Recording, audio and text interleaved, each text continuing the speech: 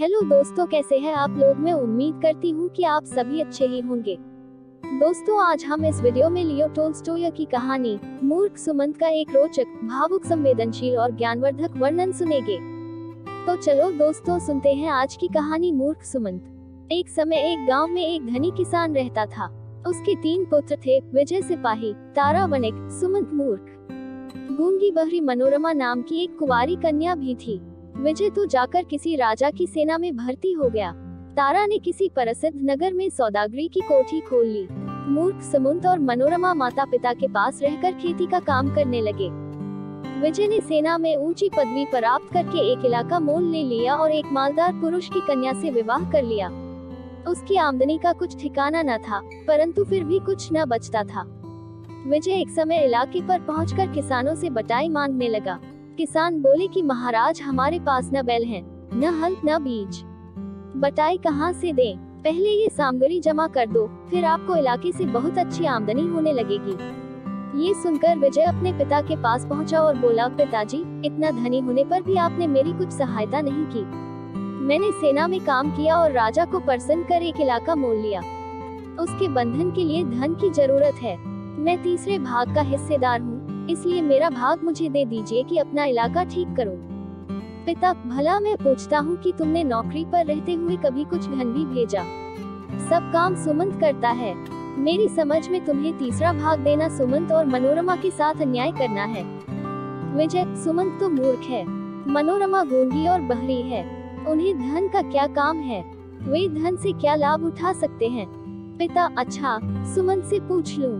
पिता के पूछने पर सुमंत ने प्रसन्नता पूर्वक यही कहा कि विजय को उसका तीसरा भाग दे देना चाहिए। विजय तीसरा भाग लेकर राजा के पास चला गया।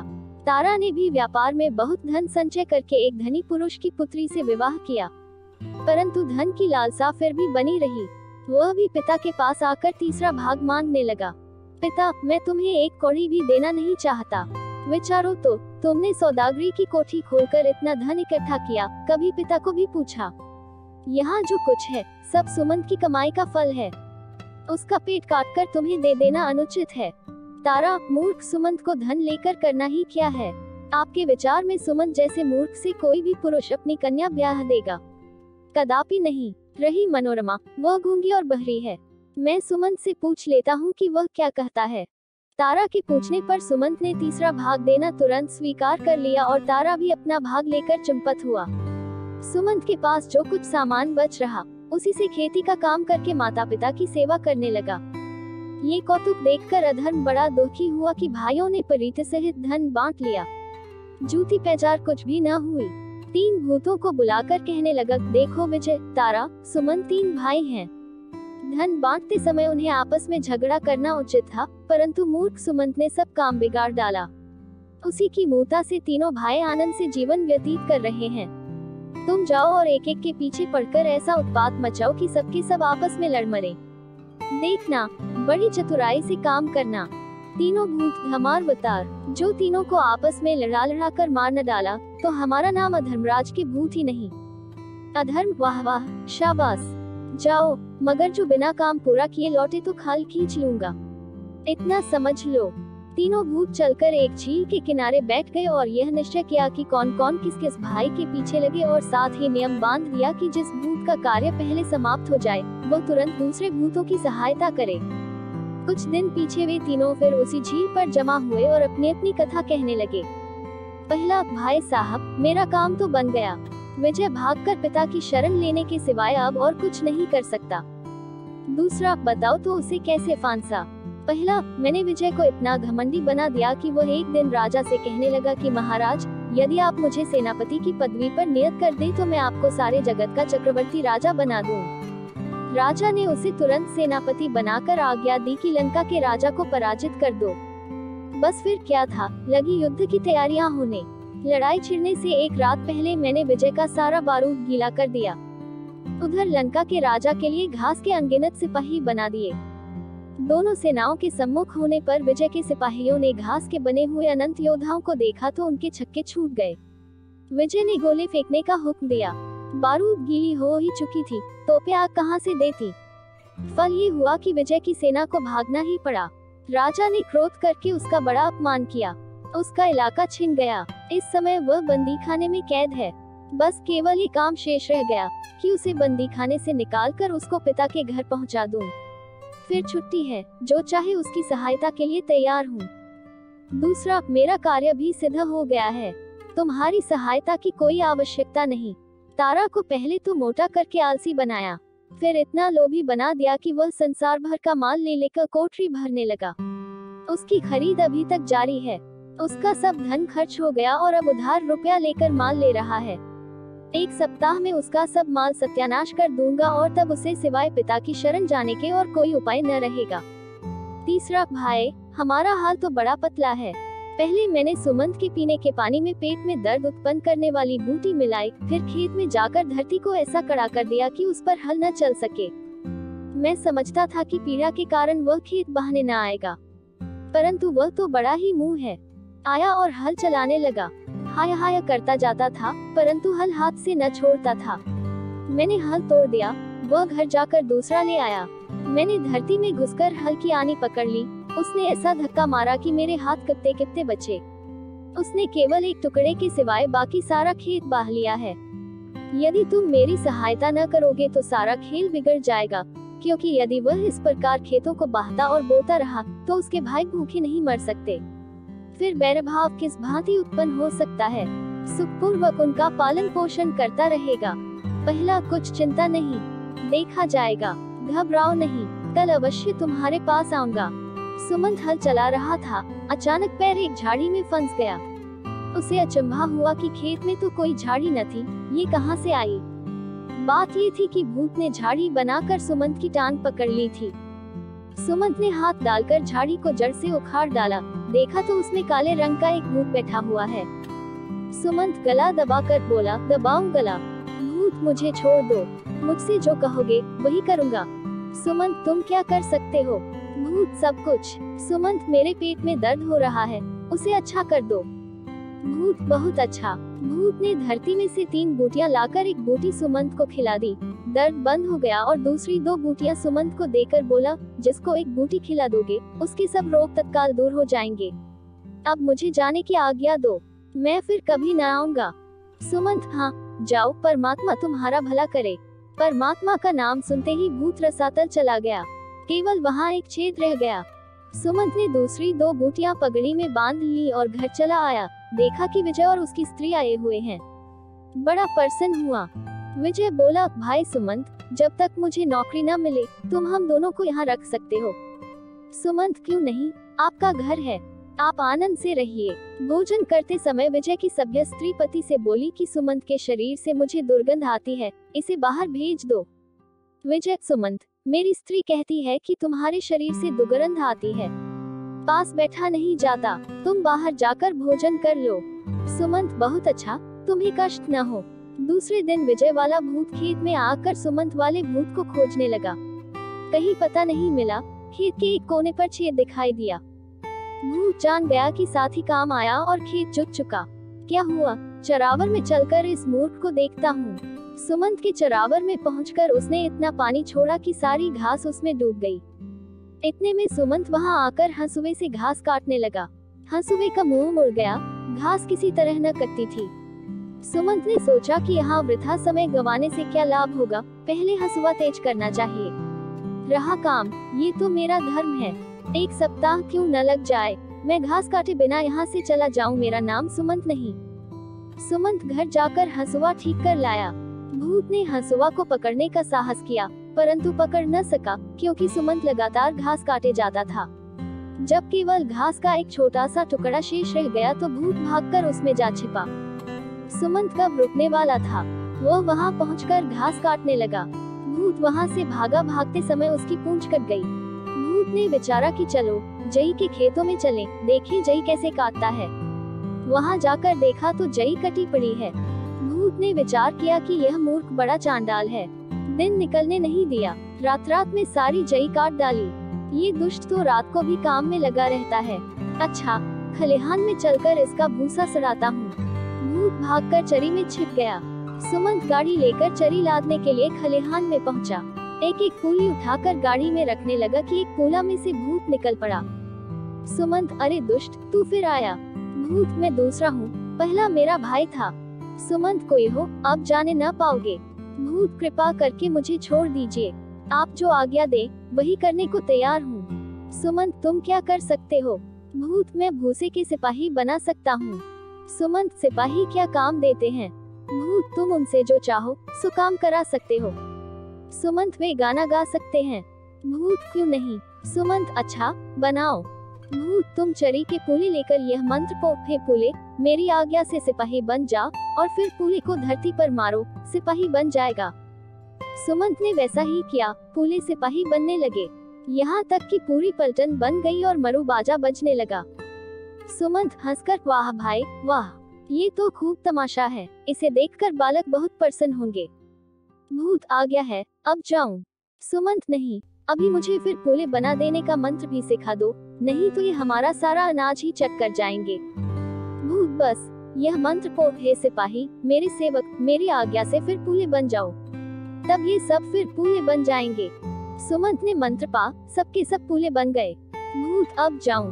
आज्ञा है। सुमंत हाँ जाओ, भगवान तुम पर दया करे। भगवान का नाम सुनते ही भूत धरती में समा गया। पहले की भांति एक छेद शेष रह गया। सुमंत जब घर लौटा तो देखा कि स्त्री सहित मंझला भाई तारा आया हुआ है। वो सुमंत से बोला, भाई सुमंत, लेहनेदारों के डर से भागकर तुम्हारे पास आए हैं। जब तक कोई रोजगार न करें, यहाँ ठहर सकते हैं कि नहीं? सुमंत क्यों नहीं, घर किसका और मैं किसका, आप आनंद से रहिए। भोजन पर से जाने पर तारा की स्त्री ने तारा से कहा कि मैं गवार के पास बैठकर भोजन नहीं कर सकती। तारा, भाई सुमंत, मेरी स्त्री तुमसे घिन करती है, बाहर जाकर भोजन कर लो। सुमंत अच्छी बात है, आपका चित्त प्रसन्न चाहिए। दूसरे दिन तारा वाला भूत सुमंत को डैक देने के वास्ते खेत में पहुंचकर साथियों का ढूंढने लगा, पर किसी का पता न चला। खोजते खोजते एक छेद तो खेत के कोने में मिला, दूसरा खलिहान में। उसे मालूम हो गया कि दोनों के दोनों यमलोक जा पहुँचे। अब मुझी से इस मूर्ख की बनेगी, देखूं कहाँ बचकर जाता है। अतः वह सुमंत की खोज लगाने लगा। सुमंत उस समय मकान बनाने के वास्ते जंगल में वृक्ष काट रहा था। दोनों भाइयों के आ जाने से घर में आदमियों के लिए जगह न थी। भाई ये चाहते थे कि अलग अलग मकान में रहें, इसलिए मकान बनाना आवश्यक हो गया था। भूत वृक्ष पर चढ़कर शाखाओं में बैठ सुमंत के काम में विघ्न डालने लगा। सुमंत कब टलने वाला था, संध्या होते होते उसने कई वृक्ष काट डाले। अंत में उसने उस वृक्ष को भी काट दिया जिस पर भूत जा बैठा था। टहनियां काटते समय भूत उसके हाथ में आ गया। सुमंत हैं, तुम फिर आ गए। भूत नहीं, मैं तीसरा हूँ, पहले दोनों मेरे भाई थे। सुमंत कुछ भी हो, अब मैं नहीं छोड़ने का। भूत तुम जो कुछ कहोगे वही करूँगा, कृपा करके मुझे जान से न मारिए। सुमंत तुम क्या कर सकते हो? भूत मैं वृक्ष के पत्तों से सोना बना सकता हूँ। सुमंत अच्छा बनाओ। भूत ने वृक्ष के सूखे पत्ते लेकर हाथ से मले और मंत्र पढ़कर सोना बना दिया। सुमंत ने मंत्र सीख लिया और सोना देखकर प्रसन्न हुआ। सुमंत भाई भूत, इसका रंग तो बड़ा सुंदर है, बालकों के खिलौने इसके अच्छे बन सकते हैं। भूत अब आ गया है, जाऊं? सुमंत जाओ, परमेश्वर तुम पर अनुग्रह करें। परमेश्वर का नाम सुनते ही यह भूत भी भूमि में समा गया, केवल छेद ही छेद बाकी रह गया। घर बनाकर तीनों भाई सुखपूर्वक जीवन व्यतीत करने लगे। जन्माष्टमी के त्योहार पर सुमंत ने भाइयों को भोजन करने को नेवता भेजा। उन्होंने उत्तर दिया कि हम गवारों के साथ प्रीति भोजन नहीं कर सकते। सुमंत ने इस पर कुछ बुरा नहीं माना। गांव के स्त्री पुरुष, बालक और बालिकाओं को एकत्र करके भोजन करने लगा। भोजन करने के उपरांत सुमंत बोला, क्यों भाई मित्रों, एक तमाशा दिखलाऊं? सब हाँ, दिखा लाए। सुमंत ने सूखे पत्ते लेकर सोने का एक टोकरा भर दिया और लोगों की ओर फेंकने लगा। किसान लोग सोने के टुकड़े लूटने लगे। आपस में इतना धक्कम धक्का हुआ कि एक बेचारी बुई कुचल गई। सुमंत ने सबको धिक्कार कर कहा, तुम लोगों ने बुई माता को क्यों कुचल दिया? शांत हो जाओ तो और सोना दूं। ये कहकर टोकरी का सब सोना लुटा दिया। फिर सुमंत ने स्त्रियों से कहा कि कुछ गाओ। स्त्रियां गाने लगी। सुमंत, तुम्हें गाना नहीं आता? स्त्रियां, हमें तो ऐसा ही आता है, और अच्छा सुनना हो तो किसी और को बुला लो। सुमंत ने तुरंत ही भूसे के सिपाही बनाकर पलटन खड़ी कर दी। बैंड बजने लगा। गवार लोगों को बड़ा ही अचंभा हुआ। सिपाही बड़ी देर तक गाते रहे। तब सुमंत ने उनको फिर भूसा बना दिया और सब लोग अपने अपने घर चले गए। प्रातःकाल विजय ने ये चचार सुनी तो हौंकता सुमंत के पास आया। बोला, भाई सुमंत, ये सिपाही तुमने किस रीति से बनाए थे? सुमंत, क्यों, आपको क्या काम है? विजय, काम की एक ही कही, सिपाहियों की सहायता से तो हम राज्य जीत सकते हैं। सुमंत, ये बात है, तुमने पहले क्यों नहीं कहा? खलिहान में चलिए, वहाँ चलकर जितने कहो उतने सिपाही बना देता हूँ, परंतु शर्त यह है कि उन्हें तुरंत ही यहाँ से बाहर ले जाना, नहीं तो वे गांव का गांव चट कर जाएंगे। अतएव खलिहान में जाकर उसने कई पलटने बना दी और पूछा, बस की और? विजय प्रसन्न होकर, बस बहुत है, तुमने बड़ा एहसान किया। सुमंत, एहसान की कौन सी बात है? अब के वर्ष भूसा बहुत हुआ है, यदि कभी टोटा पड़ जाए तो फिर आ जाना, फिर सिपाही बना दूंगा। अब विजय धरती पर पांव नहीं रखता था। सेना लेकर उसने तुरंत युद्ध करने के वास्ते प्रस्थान कर दिया। विजय के जाते ही तारा भी आ पहुंचा और सुमंत से बोला, भाई साहब, मैंने सुना है कि तुम सोना बना लेते हो। हाय हाय, यदि थोड़ा सा सोना मुझे मिल जाए तो मैं सारे संसार का धन खींच लूं। सुमंत, अच्छा, सोने में ये गुण है, तुमने पहले क्यों नहीं कहा? बतलाओ, कितना सोना बना दूं? तारा, 3 टोकरे बना दो। सुमंत ने 3 टोकरे सोना बना दिया। तारा, आपने बड़ी दया की। सुमंत, दया की कौन बात है, जंगल में पत्ते बहुत हैं, यदि कमी हो जाए तो फिर आ जाना, जितना सोना मांगोगे उतना ही बना दूंगा। सोना लेकर तारा व्यापार करने चल दिया। विजय ने सेना की सहायता से एक बड़ा भारी राज्य विजय कर लिया। उधर तारा के धन का भी पारावार न रहा। एक दिन दोनों में मुलाकात हुई, बातें होने लगी। विजय, भाई तारा, मैंने तो अपना राज्य अलग बना लिया और अब चैन करता हूँ, परंतु इन सिपाहियों का पेट कहाँ से भरूं? रुपये की कमी है, सदैव यही चिंता बनी रही है। तारा, तो क्या आप समझते हैं कि मुझे चिंता नहीं है? मेरे धन की गिनती नहीं, पर उसकी रखवाली करने को सिपाही नहीं मिलते, बड़ी विपत्ति में पड़ा हूँ। विजय, चलिए सुमंत मूर्ख के पास चलें, मैं तुम्हारे वास्ते थोड़े से सिपाही बनवा दूं और तुम मेरे लिए थोड़ा सा सोना बनवा दो। तारा, हाँ ठीक है, चलिए। दोनों भाई सुमंत के पास पहुँचे। विजय, भाई सुमंत, मेरी सेना में कुछ कमी है, कुछ सिपाही और बना दो। सुमंत, नहीं, अब मैं और सिपाही नहीं बनाता। विजय, पर तुमने वचन जो दिया था, नहीं तो मैं आता ही क्यों? कारण क्या है, क्यों नहीं बनाते? सुमंत, कारण ये कि तुम्हारे सिपाहियों ने एक मनुष्य को मार डाला। कल जब मैं अपना खेत जोत रहा था तो पास से एक अर्दी देखी। मैंने पूछा, कौन मर गया? एक स्त्री ने कहा कि विजय के सिपाहियों ने युद्ध में मेरे पति को मार डाला। मैं तो आज तक केवल ये समझता था कि सिपाही बैंड बजाया करते हैं, परंतु वे तो मनुष्य की जान मारने लगे। ऐसे सिपाही बनाने से तो संसार का नाश हो जाएगा। तारा, अच्छा, यदि सिपाही नहीं बनाते तो मेरे लिए सोना तो थोड़ा सा और बना दो। तुमने वचन दिया था कि कमी हो जाने पर फिर बना दूंगा। सुमंत, हाँ, वचन तो दिया था, पर मैं अब सोना भी न बनाऊंगा। तारा, क्यों? सुमंत, इसलिए कि तुम्हारे सोने ने बसंत की लड़की से उसकी गाय छीन ली। तारा, ये कैसे? सुमंत, बसंत की पुत्री के पास एक गाय थी, बालक उसका दूध पीते थे। कल वे बालक मेरे पास दूध मांगने आए।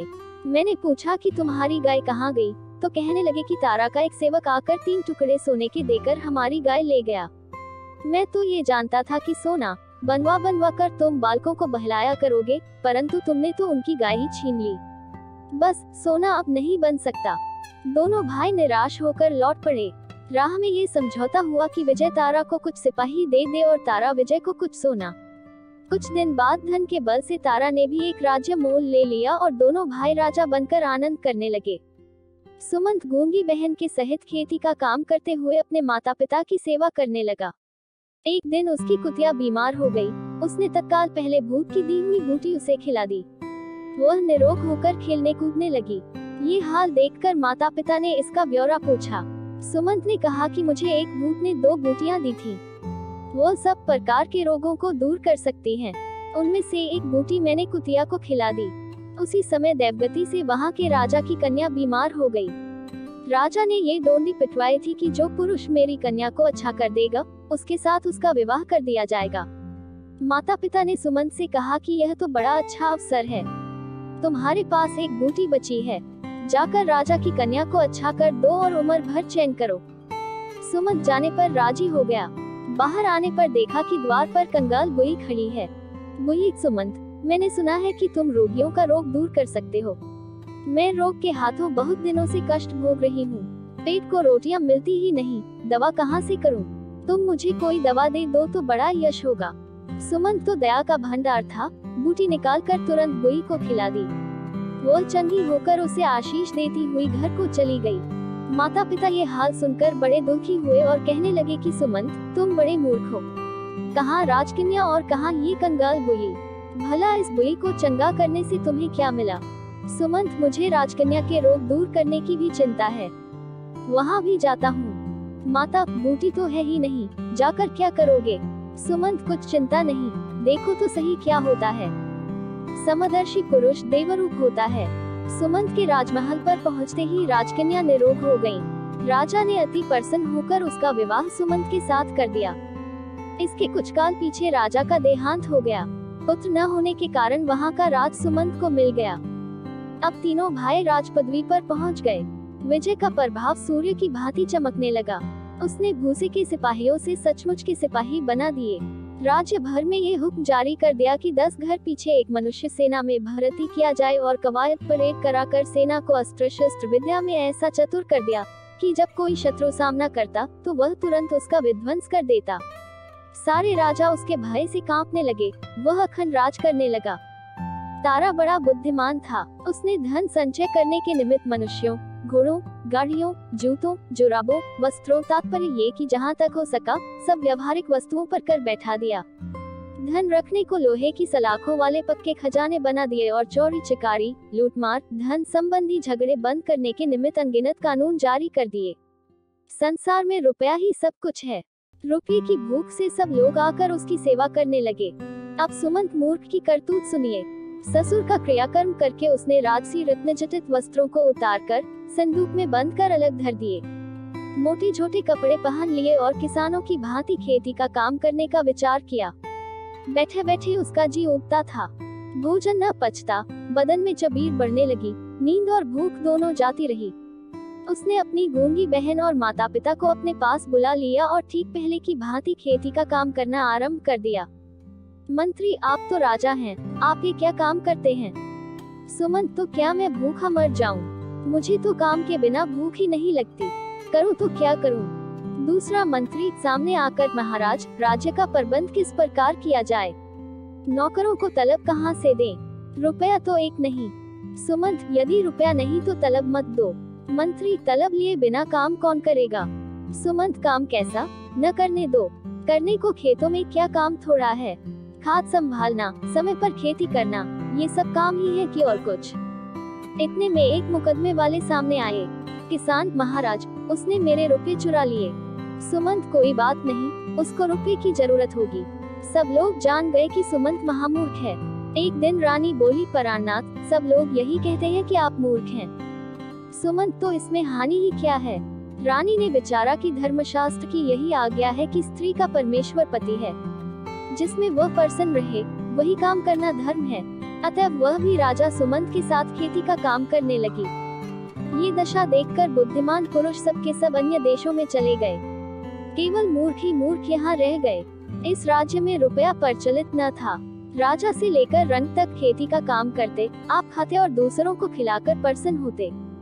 इधर अधर्मराज बैठे देख रहे हैं कि तीनों भाइयों का सर्वनाश करके भूत अब आते हैं, परंतु वहाँ आता कौन? अधर्म को बड़ा आश्चर्य हुआ कि यह क्या बात है। अंत में सोच विचार कर स्वयं खोज लगाने के लिए चला। सुमंत के पुराने गांव में जाने पर ढूंढने से 3 छेद मिले। अधर्म को मालूम हो गया कि तीनों भूत मारे गए। वह भाइयों की खोज में चला। जाकर देखा तो तीनों भाई राजा बने बैठे हैं। फिर क्या था, जल भूनकर राख ही तो हो गया। दांत पीसकर बोला, देखो ये सब मेरे हाथ से बचकर कहाँ जाते हैं। वो एक सेनापति का वेश बदलकर पहले विजय के पास पहुंचा और हाथ जोड़कर विनय की, महाराज, मैंने सुना है कि आप महाशूरवीर हैं। मैं अस्त्र शस्त्र विद्या में अति निपुण हूँ। इच्छा है कि आपकी सेवा करके अपना गुण प्रकट करूं। विजय उसकी चितवनों से ताड़ गया कि आदमी चतुर और बुद्धिमान है। उसे झट सेनापति की पदवी पर नियुक्त कर दिया। नवीन सेनापति सेना को बाने का प्रबंध करने लगा। विजय से बोला, महाराज, मेरे ध्यान में राज्य में बहुत लोग ऐसे हैं जो कुछ नहीं करते। राज्य की स्थिरता सेना से ही होती है। इसलिए एक तो सब युवक पुरुषों को रंगारूप भर्ती करके सेना पहले से 5 गुनी कर देनी चाहिए। दूसरे नए नमूने की बंदूकें और तोपें बनाने के वास्ते राजधानी में कारखाने खोलने चाहिए। मैं एक फायर में 100 गोली चलाने वाली बंदूक और घोड़े, मकान, पुल इत्यादि नष्ट कर देने वाली तोपें बना सकता हूँ। विजय ने प्रसन्नतापूर्वक झट सारी राजधानी में एक आज्ञा पत्र जारी कर दिया कि सब लोग रंगरूप भर्ती किए जाएं। नए नमूने की तोपें और बंदूकें बनाने के वास्ते जगह जगह कारखाने खोल दिए। युद्ध की समस्त सामग्री जमा होने पर पहले उसने पड़ोसी राजा को जीता, फिर मैसूर के राजा पर चाय का डांका बजा दिया। पर सौभाग्य से मैसूर के राजा ने विजय का सारा वृतांत सुन रखा था। विजय ने तो पुरुषों को ही भर्ती किया था, उसने स्त्रियों को भी सेना में भर्ती कर लिया। नए से नए नमूने की बंदूकें और तोपें बना डाली। सेना विजय से चौगुनी कर दी और नवीन कल्पना ये की कि बम के ऐसे गोले बनाए जाएं जो आकाश से छोड़े जाएं और धरती पर फटकर शत्रु की सेना का नाश कर दें। विजय ने समझा था कि पड़ोसी राजा की भांति छिन में मैसूर के राजा को जीतकर उसकी राज्य छीन लूंगा, परंतु यहाँ रंगत ही कुछ और हुई। सेना अभी गोली की मार में भी नहीं पहुंची थी कि शत्रु की सेना की स्त्रियों ने आकाश से बम के गोले बरसाने आरंभ कर दिए। विजय की सारी सेना काय की भांति फट गई। आधी वही काम आई, आधी भयभीत होकर भाग गई। विजय अकेला क्या कर सकता था, भागते ही बनी। मैसूर के राजा ने उसके राज्य पर अपना अधिकार कर लिया। विजय का सर्वनाश करके अधर्म तारा के राज्य में पहुंचा और सौदागर का वेश धारण करके वहां एक कोठी खोल दी। जो पुरुष कोई माल बेचने आता, उसे चौगुने पचगुने दाम पर ले लेता। शीघ्र ही वहां की प्रजा मालदार हो गई। तारा ये हाल देखकर बड़ा प्रसन्न हुआ और कहने लगा कि व्यापार बड़ी वस्तु है। इस सौदागर के आने से मेरा कोष धन से भर गया, किसी बात की कमी नहीं रही। अब तारा ने एक महल बनाना शुरू किया। उसे विश्वास था कि रुपये के लालच से राज, मजदूर, मसाला सब कुछ सामग्री शीघ्र ही मिल जाएगी, कोई कठिनाई न होगी। परंतु राजा का महल बनाने के वास्ते कोई न आया। अधर्म सौदागर के पास रुपये की गिनती न थी। उसकी अपेक्षा राजा उससे अधिक मजूरी और दाम नहीं दे सकता। उसका महल न बन सका। तारा को साधारण मकान में ही रहना पड़ा। इसके पीछे उसने एक बाग लगाना आरंभ किया। उस सौदागर ने तालाब खुदवाना शुरू कर दिया। सब लोग रुपया अधिक होने के कारण सौदागर के वश में थे। राजा का काम कोई न करता था। बाग भी बीच में ही रह गया। शीतकाल आने पर तारा ने ऊनी वस्त्र आदि खरीदने का विचार किया। सारा संसार छान डाला। जहाँ पूछा, यही उत्तर मिला कि सौदागर ने कोई वस्त्र नहीं छोड़ा, सारे के सारे खरीद कर ले गया। यहाँ तक कि रुपये के प्रभाव से अधर्म ने राजा के सब नौकर अपने पास खींच लिए। राजा भूखों मरने लगा। क्रोध होकर उसने सौदागर को अपनी राजधानी से निकाल दिया। अधर्म ने सीमा पर जाकर डेरा जमाया। तारा को कुछ करते धरते नहीं बनता था। उसे उपवास किए 3 दिन बीत चुके थे कि विजय आकर सम्मुख खड़ा हो गया। विजय, भाई तारा, मैं तो मर चुका। मेरी सेना, राजपाट सब नष्ट हो गया। मैसूर के राजा ने मेरी राजधानी पर अपना अधिकार कर लिया। भागकर तुम्हारे पास आया हूँ, मेरी कुछ सहायता कीजिए। तारा सहायता की एक ही कही, यहाँ आप अपनी जान पर आ बनी है। उपवास किए 3 दिन हो चुके हैं, खाने को अन्न तक तो मिलता नहीं, तुम्हारी सहायता किस प्रकार करूं? दोस्तों, अगर आपको ये कहानी अच्छी लगी है तो प्लीज वीडियो को लाइक, शेयर और कमेंट जरूर करें। ऐसी और भी मजेदार प्रेरक कहानियाँ सुनने और पहली बार वीडियो पर नए आए हो तो चैनल को सब्सक्राइब जरूर कर लें। चलिए दोस्तों, मिलते हैं एक नई ऊर्जावान कहानी के साथ। यहाँ तक वीडियो में बने रहने के लिए सभी का धन्यवाद।